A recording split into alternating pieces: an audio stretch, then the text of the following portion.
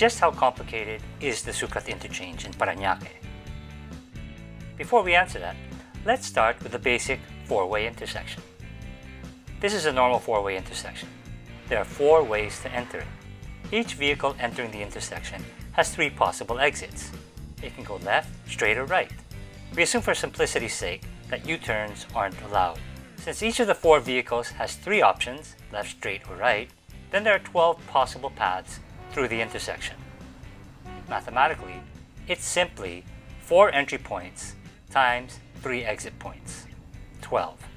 Before we go on, let's talk about conflict points. A conflict point is defined as any point where the paths of two through or turning vehicles diverge, merge, or cross. The number of conflict points also tells us something about the complexity of an intersection. The higher the number of conflict points, the higher the potential of a crash.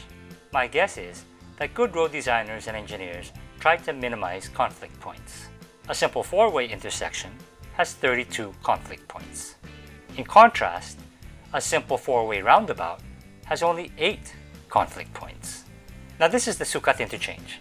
It's quite a bit more complex than our run-of-the-mill four-way intersection. Sucat, and Bicutan like it, is composed of the South Luzon Expressway, SLEX, which runs north-south.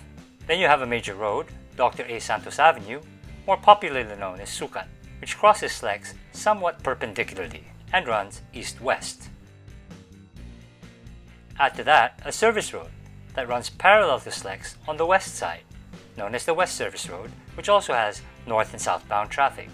Then on the east side of SLEX, we have the East Service Road, also with north and southbound traffic. So how many entry points do we have at the Sucat Interchange? Let's count them one by one.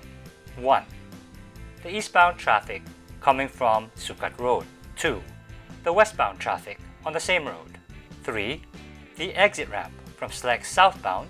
And 4. The southbound traffic coming from the West Service Road right next to it. 5. The exit ramp from SLEX northbound. And 6. The northbound traffic coming from the East Service Road right next to that.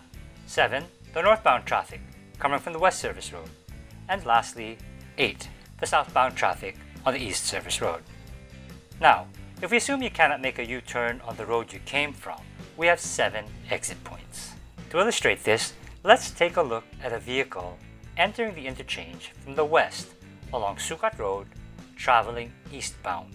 What are this vehicle's options? Well, it can simply go straight. Next, it can go northbound on either the West Service Road or East Service Road. It can enter the SLEX northbound. It can also make a right to the West Service Road southbound or enter the SLEX going southbound as well. Lastly, it can go southbound on the East Service Road, so that makes 7 possible exit points. To calculate the total number of paths through the interchange, simply multiply the 8 possible entry points with the 7 possible exit points, and you have 56 possible paths through the interchange. Skyway O&M Corporation has told me that the Sucat Interchange has as many as 150 conflict points. Looking at this spaghetti bowl of crisscrossing paths, it seems there might even be more than that. Many have said that the Bicutan Interchange is more complex, but actually it is just as complex as Sucat, since it's set up similarly. Now how do we even begin to approach this problem?